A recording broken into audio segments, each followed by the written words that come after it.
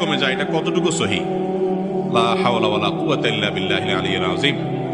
স্বামীর দিকে তাকাইলে যদি হায়াত কমে যায়, তাহলে কার দিকে তাকাবে বেচারি? এটা কোনো কথা হলো? হ্যাঁ, উল্টা না হওয়া দরকার ছিল, যে স্বামীর দিকে তাকাইলে হায়াত বাড়ে, এটা না হওয়া দরকার ছিল। যদি এই দুইটার কোনোটাই হাদিসে বলা হয় নাই। স্বামীর দিকে মহব্বতে ভালোবাসার দৃষ্টিতে তাকাইলে তো সওয়াব হবে ইনশাআল্লাহ, হায়াত কমবে কেন? একেবারে ভুয়া ভিত্তিহীন কথা। কোত্থেকে এই সমস্ত আজগবি মাসালা আমাদের দেশে গ্রামাঞ্চলে এখনো প্রচলিত আছে, এখনো মানুষ সচেতন হয়নি। স্বামীর দিকে তাকাইলে, মহব্বতের সাথে তাকাইলে সওয়াব হবে ইনশাআল্লাহ। আবার স্বামীও তার স্ত্রীর দিকে মহব্বত এবং স্নেহের পরশে তাকালে সেটাও তার জন্য সওয়াব হবে ইনশাআল্লাহ। আল্লাহ বলেছেন ওয়াশিরুহুন্না বিল মারুফ, সুন্দরভাবে জীবন যাপন করতে হবে, তাদের সাথে ভালোবাসা বিনিময় থাকতে হবে। স্বামী স্ত্রী যত সুসম্পর্ক থাকবে, যত মিল মহব্বত থাকবে, তারা এই ক্ষেত্রে অনেক বেশি মুত্তাকি এবং আল্লাহ তাআলার প্রিয় মানুষ হতে পারবে। আর স্বামী স্ত্রী